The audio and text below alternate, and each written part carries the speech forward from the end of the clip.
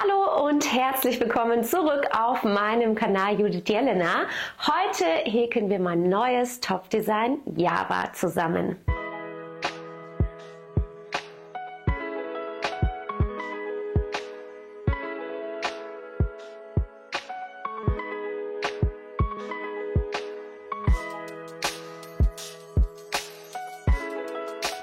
Der Sommer steht vor der Tür und das feiern wir mit einem neuen Top-Design. Das Top Java wird zweifädig aus der Waya von Langjans gehäkelt. Das ist ein super weiches, sehr ergiebiges und traumhaft schönes Garn. Durch die leichte Melierung, die ihr hier auch seht, habt ihr direkt einen spannenden Effekt und der hohe Baumwollanteil passt perfekt zur wärmeren Jahreszeit. Ich habe wie immer viele Wochen in die Entwicklung dieses Designs gesteckt und hoffe natürlich sehr, dass es euch genauso gut gefällt wie mir. Um das Top nachzuhäkeln, solltet ihr die Grundkenntnisse des Häkelns beherrschen. Ich zeige euch aber natürlich jeden Schritt so ausführlich es geht nochmal im Video. Falls ihr keine Lust auf langweilige Berechnungen habt, habe ich euch auch wie immer eine schriftliche Anleitung erstellt. Dort ist jede Größe ganz genau auf 11 Seiten beschrieben und außerdem wurden auch alle Größen für euch getestet. Ich würde mich riesig freuen, wenn ihr meine Arbeit unterstützen und die Anleitung vielleicht kaufen möchtet. Mit dem Rabattcode YouTube15 gibt es als kleinen Anreiz für meine YouTube-Zuschauer wie immer auch nochmal obendrein 15% Rabatt. Die schriftliche Anleitung und alles, was ich heute in diesem Video verwende, wie die Wolle, Nadeln und so weiter, habe ich euch unten in der Infobox verlinkt. Und jetzt will ich sagen, genug gequatscht, dran an die Nadeln, los geht's! Ich stricke heute ja wie gesagt mit der Waya von Langjans und ich verwende die Farbe 21. Und ich würde euch auch empfehlen, dasselbe Garn zu verwenden, wenn ihr dasselbe Ergebnis haben möchtet wie ich. Und hier seht ihr nochmal die Zusammensetzung. Das ist 74% Baumwolle, 16% Merino und 10% Jack. Also ihr werdet es auf jeden Fall nicht bereuen, mit dieser Wolle zu häkeln. Die ist nämlich wirklich unfassbar schön und weich. Wir häkeln das Top zweifädig. Also bedeutet, wir nehmen einfach 2 Fäden zusammen. Dadurch hat das Ganze dann nochmal einen besseren Halt und auch nochmal eine schönere Struktur. Und entweder ihr macht es so, dass ihr einfach 2 Knäuel nehmt und dann eben gleichzeitig diese Fäden verwendet. Wenn ihr dann gleich damit arbeitet, dann zählt das wie einer. Also heißt, wir häkeln die einfach zusammen ab. Oder ihr könnt natürlich auch nur ein Knäuel nehmen und da könnt ihr dann einmal hier diesen äußeren Faden nehmen, also der hier weggeht, und dann könnt ihr euch noch den inneren Faden rausholen. Das ist manchmal ein bisschen friemelig. Und dann könnt ihr die einfach zusammennehmen und dann könnt ihr hier nämlich das auch einfach abziehen. Dann könnt ihr mit einem Knäuel arbeiten. Ich verwende heute übrigens eine 3 mm Nadel. Ich häkel ein bisschen lockerer, also bedeutet, wenn ihr feste häkelt, dann könnt ihr auch mit einer 3,5 mm Nadel das Ganze häkeln. Und jetzt starten wir, wie gesagt, mit unseren 2 Fäden.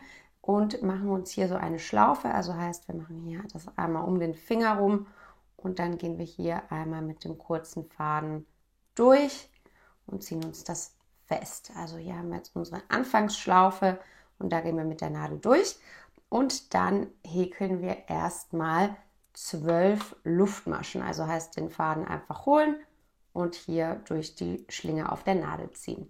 Faden holen und durchziehen. Also jetzt haben wir 2 Luftmaschen gehäkelt. 3, 4, 5, 6, 7, 8, 9, 10, 11, 12. Und ich empfehle euch auch den Anschlag ein bisschen lockerer zu häkeln, dann kommt ihr da nämlich gleich besser durch und das zieht sich nichts zusammen. Und dann kommen wir jetzt auch schon zur ersten Runde bzw. Reihe. Wir starten immer jede Reihe mit 3 Luftmaschen. Also heißt, wir machen nochmal 1, 2, 3 Luftmaschen. Und diese 3 Luftmaschen werden, wie gesagt, jede Runde gehäkelt oder jede Reihe gehäkelt. Und diese ersetzen unser erstes Stäbchen. Also heißt, diese 3 Luftmaschen zählen als ein Stäbchen. Und dann geht es jetzt auch direkt mit dem zweiten Stäbchen weiter, weil hier haben wir jetzt unser erstes Fake-Stäbchen sozusagen. Und dafür machen wir uns einmal einen Umschlag um die Nadel. Also heißt, wir kommen hier mit der Nadel drauf und dann kommt es von hinten nach vorne hier einmal drüber. Und dann stechen wir in die 4. Luftmasche von der Nadel ausgezählt. Also heißt, wir haben jetzt 1, 2, 3 und in die 4. stechen wir dann ein. Und dann haben wir jetzt hier diese 2 Umschläge auf der Nadel, holen uns den Faden, dann haben wir 3 Umschläge auf der Nadel, wir holen uns den Faden wieder und dann ziehen wir ihn durch die ersten 2 Umschläge, dann haben wir noch 2 übrig und wir holen uns den Faden nochmal und dann haben wir unser erstes richtiges Stäbchen gehäkelt. Genau, jetzt häkeln wir insgesamt 12 Stäbchen. Und 2 haben wir jetzt schon, einmal unser Fegstäbchen und einmal unser richtiges Stäbchen. Also heißt, wir machen wieder einen Umschlag, stechen in die nächste Masche ein und häkeln dann ganz normal ein Stäbchen.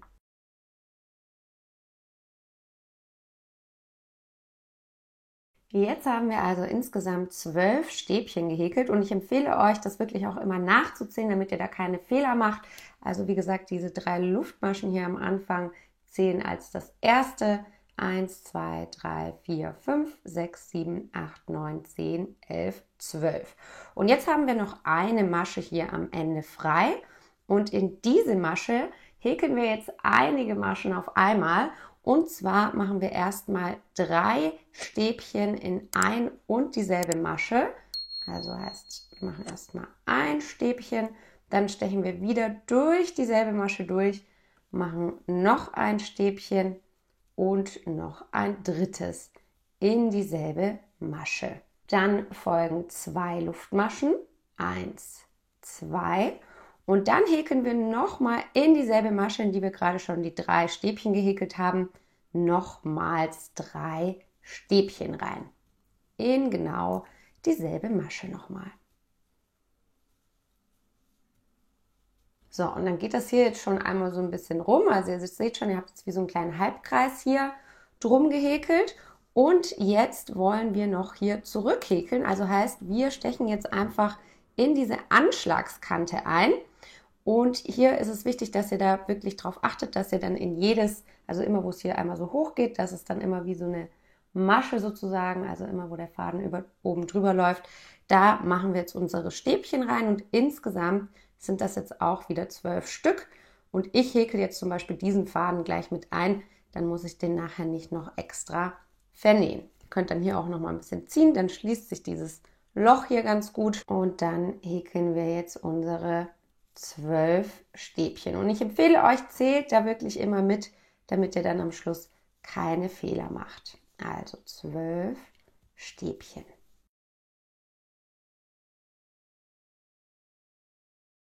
Und vielleicht denkt ihr jetzt schon, ihr seid am Schluss angekommen, merkt aber, ihr habt erst 11 Stäbchen hier gemacht. Und das liegt daran, dass wir diese 3 Luftmaschen, die wir am Anfang gemacht haben, die sind ja wirklich, die zählen wie ein Stäbchen. Also bedeutet auch, hier kommt dann nochmal ein Stäbchen rein, damit wir dann insgesamt 12 Stück gehäkelt haben.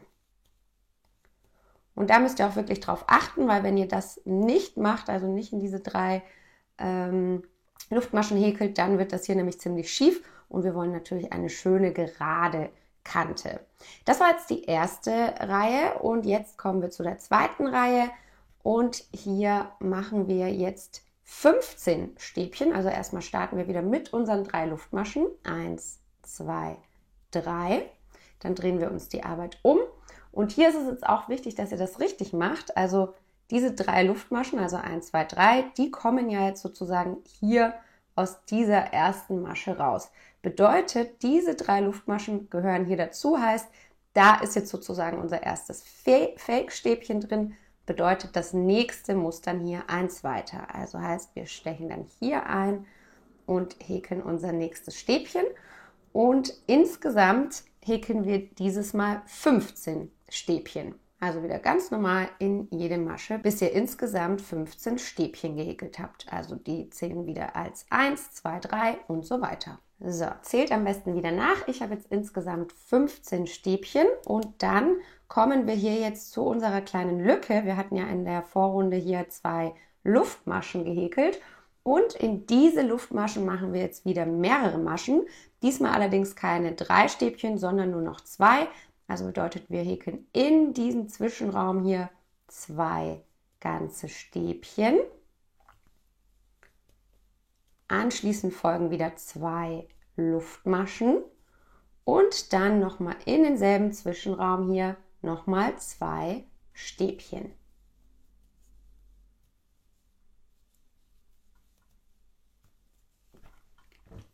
Und dann können wir hier wieder ganz normal weiter häkeln, insgesamt auch wieder 15 Stäbchen, bis wir hier am Ende angekommen sind. 14, 15. Auch hier wieder dran denken, dass ihr da eben diese Luftmaschen, diese Steigeluftmaschen am Anfang nicht vergesst, damit ihr dann insgesamt 15 Stäbchen habt. Und dann seht ihr auch, dann habt ihr hier nämlich wirklich eine schöne gerade Kante, wenn ihr das immer richtig macht. Und so wie in dieser Reihe geht es jetzt auch fortlaufend weiter.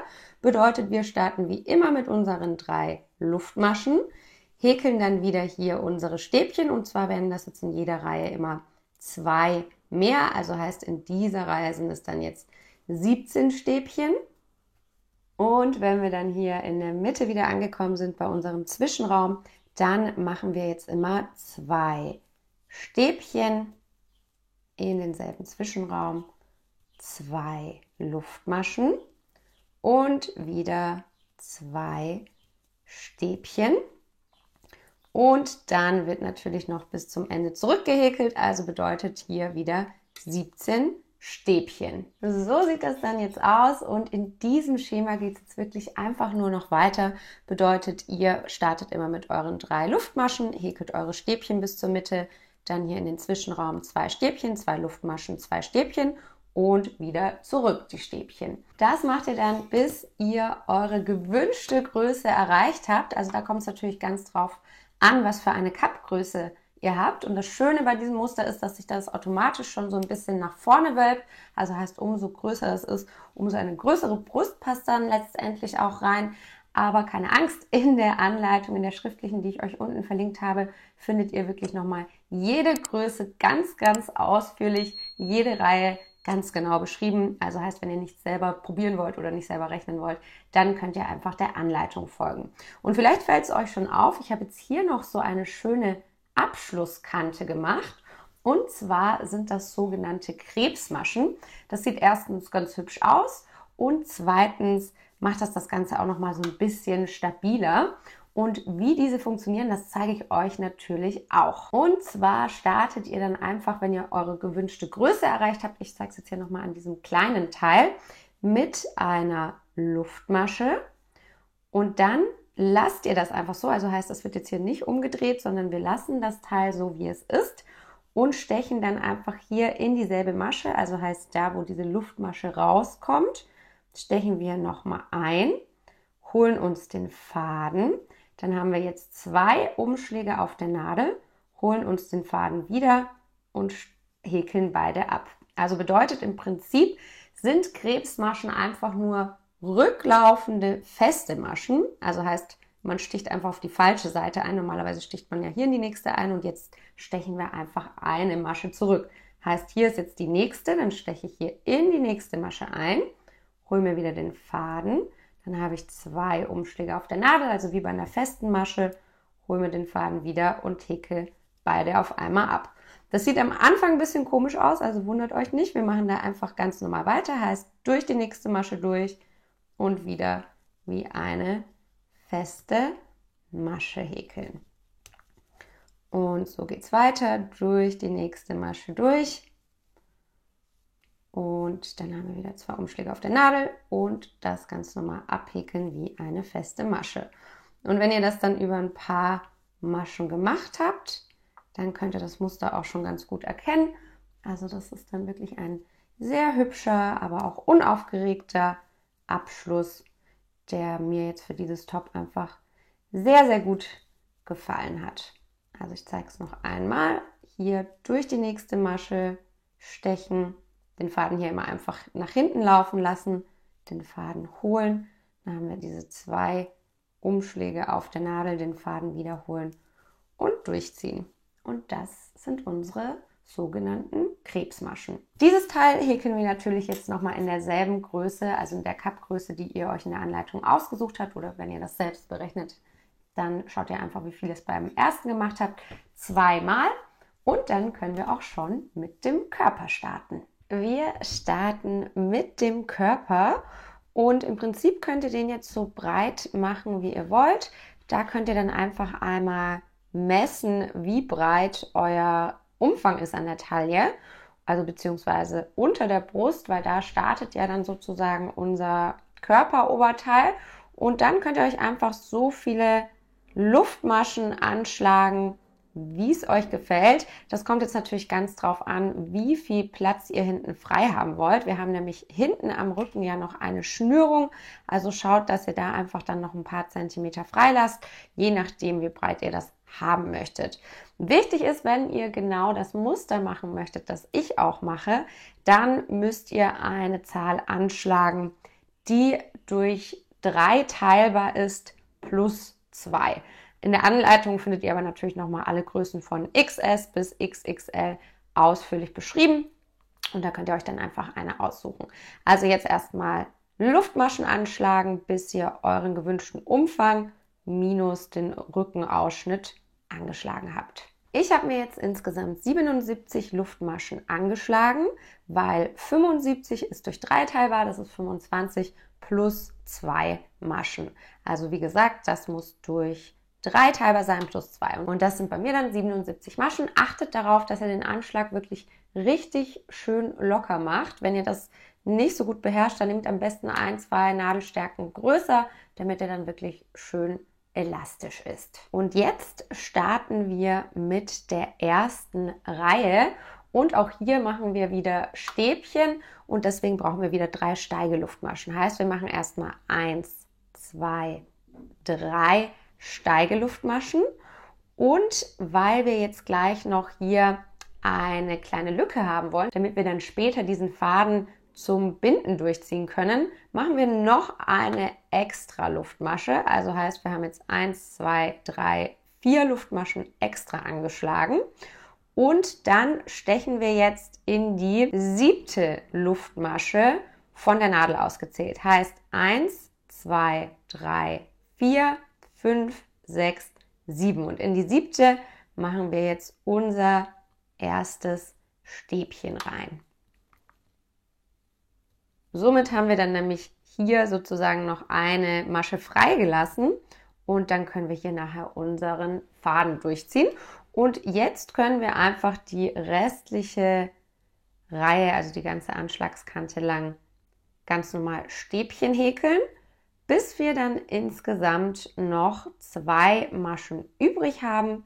Und wie es dann funktioniert, zeige ich euch gleich, wenn ich am Ende angekommen bin. So sieht das jetzt aus. Ich habe jetzt die ganze Reihe voller feste Stäbchen gehäkelt. Und jetzt wollen wir hier am Ende natürlich auch nochmal so ein Loch haben, wie wir es hier am Anfang hatten, damit man da eben auch den Faden dann durchziehen kann. Deswegen haben wir 2 Maschen noch freigelassen.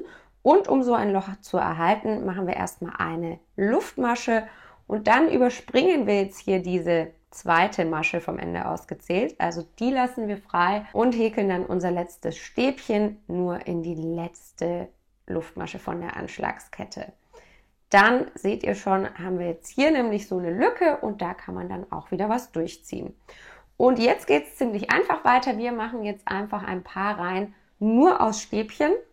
Und dafür starten wir, wie immer wir es auch noch von den Cup kennt. Wir machen erstmal 3 Luftmaschen, drehen uns die Arbeit um und jetzt wieder darauf achten, dass ihr das richtig häkelt. Wir haben jetzt hier diese 1, 2, 3 Luftmaschen und diese erste Masche, die hier so darunter liegt, die gehört sozusagen zu den Luftmaschen, weil das ist wieder ein Fake-Stäbchen, heißt das erste Stäbchen kommt sozusagen aus dieser Masche raus und das ist unser erstes Stäbchen und dann können wir einfach ganz normal weiter häkeln und zwar kommt jetzt hier ja diese Luftmasche, also heißt wir machen das erste Stäbchen in diesen Zwischenraum rein und somit haben wir jetzt sozusagen schon 2 Stäbchen gehäkelt und machen dann einfach die komplette Reihe so weiter und am Schluss machen wir dann auch in diesem Zwischenraum eben nochmal ein Stäbchen und am Schluss nochmal in die letzte Masche ein Stäbchen. Und ihr könnt jetzt natürlich auch immer ganz einfach nachziehen, damit ihr keine Fehler macht, weil ich habe ja 77 Maschen angeschlagen, also ohne diese extra Steigeluftmaschen. Und natürlich müssen dann in jeder Reihe immer 77 Stäbchen sich befinden. Ich häkle jetzt erstmal ein paar Reihen hoch. Und übrigens, falls ihr noch absolute Anfänger seid, dann könnt ihr natürlich auch einfach nur jetzt mit Stäbchen häkeln.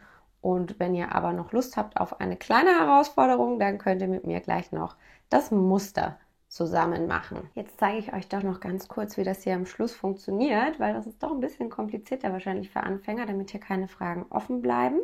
Also ich habe jetzt hier in das letzte Stäbchen drunter auch ein Stäbchen drüber gemacht. Und jetzt müsst ihr euch vorstellen, haben wir hier eine Luftmasche und hier unten drunter eine Luftmasche und dann diese 3 Luftmaschen, die unsere Steigungsluftmaschen sind sozusagen. Also bedeutet, ich mache jetzt einfach ein Stäbchen hier in diesen Zwischenraum rein und damit habe ich das jetzt sozusagen über diese Luftmaschen gehäkelt und dann kommt noch ein Stäbchen hier in diese Luftmaschenkette. Also da wirklich einstechen und ein letztes Stäbchen machen.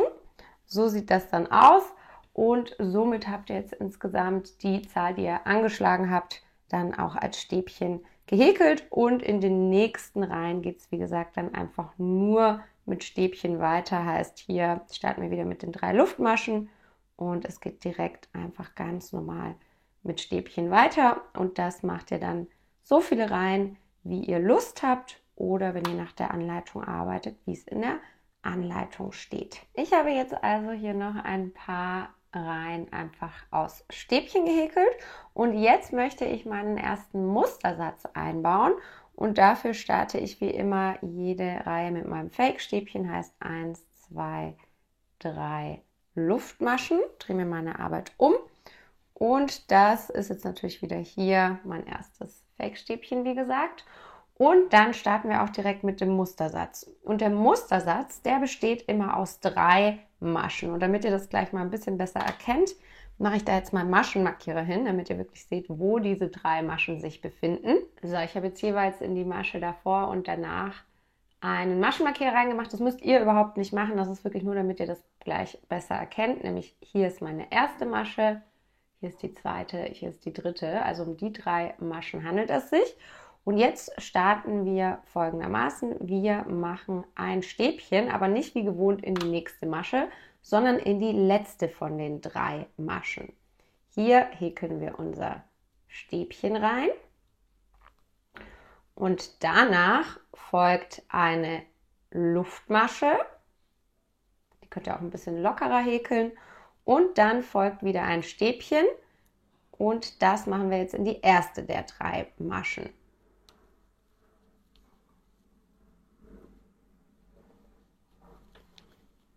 Das sieht jetzt erstmal noch ein bisschen wild aus, aber ihr könnt euch vorstellen, dass wir jetzt im Prinzip einfach von links nach rechts gehäkelt haben. Also nicht normalerweise wie von rechts nach links, sondern genau andersrum.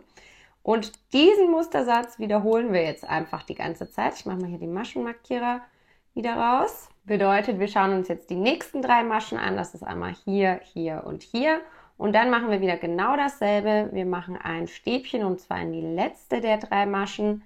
Beziehungsweise die linke, wenn wir uns jetzt die 3 einfach nur vorstellen. Danach folgt wieder eine Luftmasche, eine lockere und dann häkeln wir noch ein Stäbchen in die erste hier der 3 Maschen.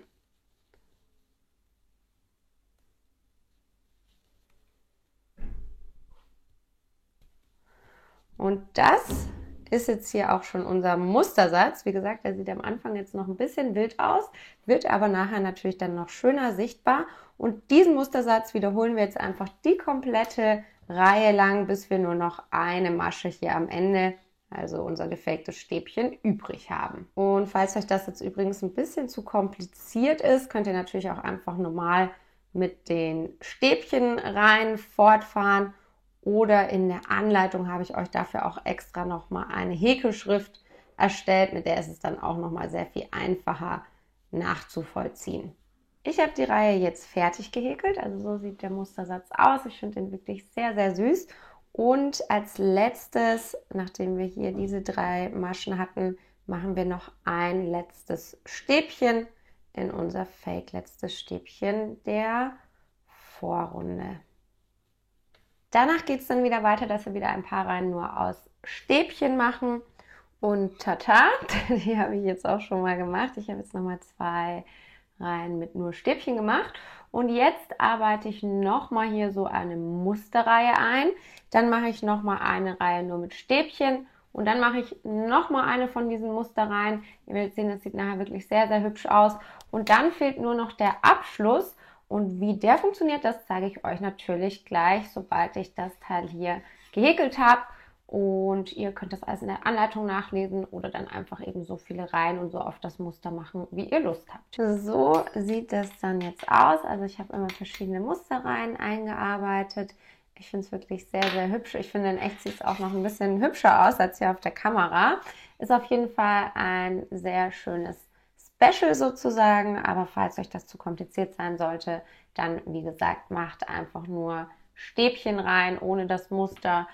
Und ansonsten wird es in der Anleitung dann auch nochmal mit der Häkelschrift genauer erklärt. Jetzt bin ich auch schon am Ende angekommen und jetzt können wir noch die Abschlussborte häkeln. Und wie diese funktioniert, zeige ich euch natürlich auch nochmal ganz genau. Wir starten dieses Mal nicht mit 3 Luftmaschen, weil wir ab jetzt feste Maschen häkeln und keine Stäbchen mehr. Bedeutet, wir machen einfach nur eine Luftmasche, dann drehen wir uns unser Häkelstück wieder um. Und dann, weil wir jetzt eine feste Masche machen wollen, stechen wir jetzt in diese Masche, wo die Luftmasche rauskommt, einmal ein, holen uns den Faden, dann haben wir jetzt 2 Umschläge auf der Nadel, holen uns den Faden nochmal und das ist jetzt unsere erste feste Masche, die wir gehäkelt haben. Und dann folgt ja jetzt unser Muster. Das besteht ja immer aus einem Stäbchen, einer Luftmasche, auch wenn sie ein bisschen schwer zu erkennen ist, und nochmal einem Stäbchen. Und da häkeln wir jetzt wie folgt rein. In das Stäbchen der Vorrunde kommt eine feste Masche und dann kommt unsere Luftmasche und wir stechen unter der Luftmasche durch, machen eine feste Masche und dann folgen 2 Luftmaschen, 1, 2 und dann stechen wir nochmal durch diese Luftmasche von der Vorrunde und machen nochmal eine feste Masche, um unsere beiden Luftmaschen von gerade eben zu befestigen. Dadurch entsteht dann hier nämlich so ein schönes kleines Wellenmuster und dann folgt ja wieder ein Stäbchen von der Vorrunde und da machen wir einfach wieder eine feste Masche rein. Und das war es im Prinzip. Ich zeige es euch nochmal. Also hier sind jetzt unsere nächsten 3 Maschen vom Muster. Heißt, hier war ein Stäbchen, eine Luftmasche und nochmal ein Stäbchen. Und in das Stäbchen häkeln wir eine feste Masche. Unter der Luftmasche stechen wir durch, häkeln wieder eine feste Masche, machen 2 Luftmaschen und dann wieder unter der Luftmasche, also nochmal in dieselbe Masche sozusagen und nochmal eine feste Masche und dann, wo das Stäbchen war, wieder eine feste Masche. Und das wiederholen wir jetzt wieder, bis wir beim Ende unserer Reihe angekommen sind. Am Ende der Reihe angekommen kann man das Muster jetzt auch schon richtig schön sehen. Also es ist jetzt wie so ein kleines Mäusezähnchen-Muster. Und am Ende machen wir natürlich nochmal eine feste Masche extra hier in unsere Luftmaschenkette der Vorrunde.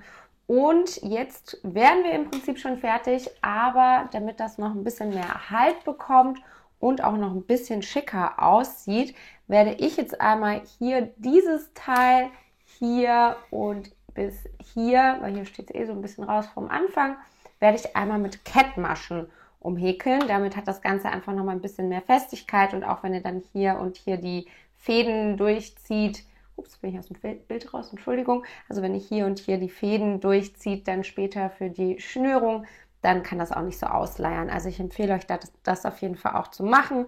Eine Kettmasche geht auch super einfach. Ihr stecht einfach hier irgendwo bei den nächsten Maschen durch, holt euch den Faden und zieht ihn direkt durch die Masche hier auf der Nadel. Also heißt hier durch den nächsten Zwischenraum gehen, Faden holen und direkt durch den Umschlag auf der Nadel ziehen. Falls ihr mich jetzt fragt, wie genau in welchen Abständen ihr das machen sollt, ich mache das immer so ein bisschen nach Gefühl. Also ich finde, man sieht das dann auch immer ganz gut, wo man einstechen soll. Also ich mache da eigentlich, ja, das wirklich nach Gefühl. Und wenn es euch nicht gefällt, könnt ihr einfach wieder ein paar Maschen nochmal aufmachen. Und wenn wir dann hier oben gleich an der Anschlagskante sind, da geht es dann nochmal ein bisschen einfacher. Da können wir dann einfach jede Masche sozusagen nehmen und durchfahren.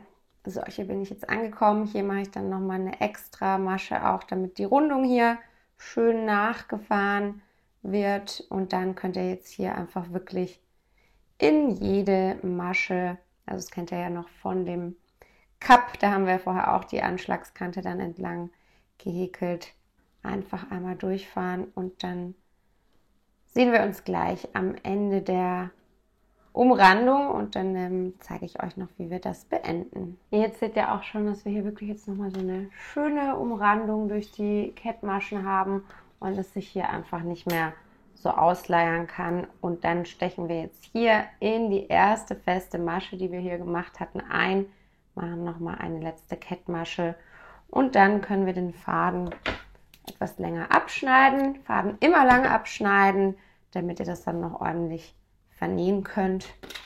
Und dann nehmt ihr euch dann einfach eine Wollnadel und ich fahre dann hier immer nochmal das letzte nach. Und dann könnt ihr einfach das hier schön durch die Maschen vernähen. Und da zeige ich es euch vielleicht auch noch ganz kurz. Also ich fahre hier immer einfach diese Maschen hier so nach. Und das dann am besten wirklich in alle möglichen Richtungen und so zack, zack, zack, zack, dann kann da auch nichts mehr aufgehen. Jetzt haben wir unsere Einzelteile fertig und so langsam sieht das auch schon nach einem Top aus. Und jetzt könnt ihr euch überlegen, ob ihr die Teile hier einfach so festnähen wollt, dass ihr dann hier einfach noch so einen kleinen Ausschnitt habt. Oder wenn ihr das so ein bisschen angezogener haben wollt, also das finde ich immer ganz schön, dann können wir jetzt hier erstmal noch ein paar Maschen zusammen häkeln. Dann ist das nämlich nochmal so ein bisschen mehr Everyday-Look. Ich finde das immer ganz cool. Aber wenn ihr sagt, hey, ich ziehe das eh nur auf Festivals an oder ich finde das schön, wenn es ein bisschen freizügiger ist, mein Gott, dann müsst ihr das natürlich nicht machen. Und damit das schön seamless wird, also damit wir dann hier auch das schöne Muster behalten und nichts irgendwas überhäkelt wird, mache ich das auch ebenfalls mit der Wollnadel. Ich mache da jetzt einfach so einen Matratzenstich. Hatte ich auch schon mal ein Video dazu gemacht, zwar vom Stricken, aber das ist genau dasselbe, das kann ich euch mal verlinken. Und auch wegen sowas sage ich immer Fäden lang lassen, dann könnt ihr das nämlich noch verwenden. Also ich steche jetzt einfach hier ganz unten einmal durch, damit wir hier dann auf derselben Höhe sind. Und dann komme ich danach hier hinter meinem Muster, also hinter diesen Krebsmaschen rein, fahre hier durch und dasselbe mache ich dann hier auf der Seite und fahre hier hinter den Krebsmaschen durch und dann wieder auf der anderen Seite.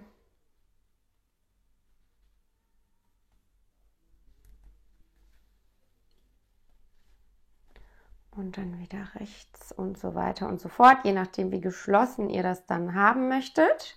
Und wenn ihr dann hier an dem Faden zieht, dann schließt sich das und ihr seht, ihr habt dann hier so einen schönen Übergang, den man dann eigentlich auch nicht erkennt, sondern wirklich nur diese schönen Maschen noch zu sehen sind. Dann nehmen wir uns unser Vorderteil bzw. unser Körperteil und markieren uns da einmal die Mitte. Ich mache das einfach so, dass ich das hier aufeinander lege, ein bisschen ziehe und dann weiß ich, okay, das hier ist meine Mittelmasche und die markiere ich mir dann auch einmal mit einem Maschenmarkierer. Und dadurch weiß ich jetzt, dass das hier oben drüber liegen soll. Und dann kann ich jetzt das Ganze hier noch zusammennähen. Ich hatte es bei meinem Top jetzt so gemacht, dass ich das hier nicht so breit habe, weil ich einen schönen Rückenausschnitt haben möchte. Kann natürlich sein, dass das bei euch dann breiter ist. Und diese Teile nähen wir hier jetzt ebenfalls einfach fest. Ihr könnt es natürlich auch zusammen häkeln, also je nachdem, wie ihr das gut findet. Ich mache das jetzt auch einfach hier wieder mit diesem Matratzenstich, weil ich finde, das sieht am besten aus, wenn man das nicht so gut dann erkennt später.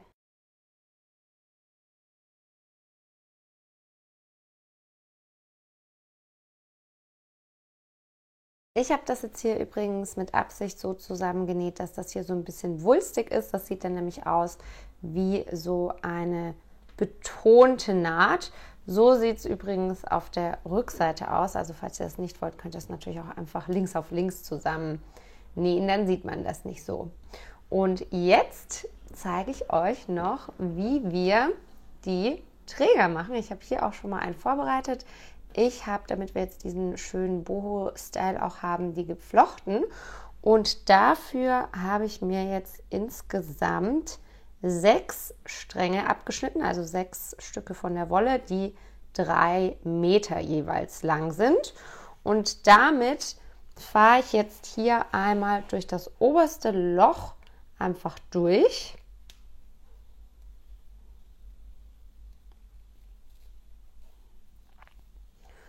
Und dann ziehe ich das so hin, dass die Mitte hier liegt. Also bedeutet, dass die beiden Enden dann hier aufeinander liegen.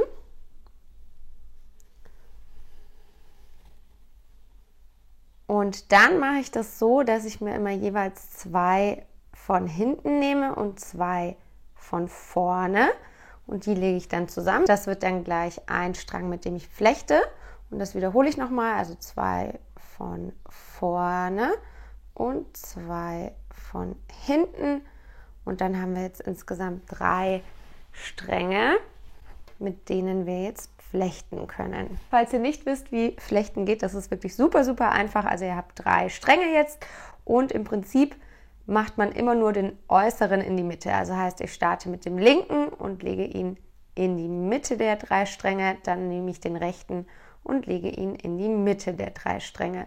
Und das wiederhole ich einfach die ganze Zeit. Also heißt wieder den rechten, dann den linken, rechts, links, rechts, links und so weiter und so fort. Und das machen wir jetzt eben, bis wir die komplette Schnur geflochten haben.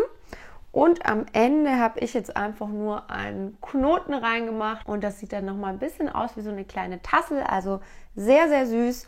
Und das war's auch schon. Jetzt können wir das Ganze anziehen und hinten noch schön binden. Das Top ist wirklich der perfekte Begleiter für den Sommer und ich kann es kaum erwarten, eure Ergebnisse zu sehen. Also teilt diese doch sehr gerne mit dem Hashtag Judith Jelena. Wenn euch die Anleitung gefallen hat, dann will ich mich sehr über einen Daumen nach oben und einen lieben Kommentar freuen. Abonniert auch sehr gerne meinen Kanal, somit verpasst ihr dann nämlich keine künftigen Anleitungen mehr. An dieser Stelle möchte ich mich auch nochmal ganz, ganz herzlich bei Langjans für diese wunderschöne, traumhafte Wolle und die Unterstützung dieses Videos bedanken. Und jetzt sage ich Tschüss, bis zum nächsten Mal.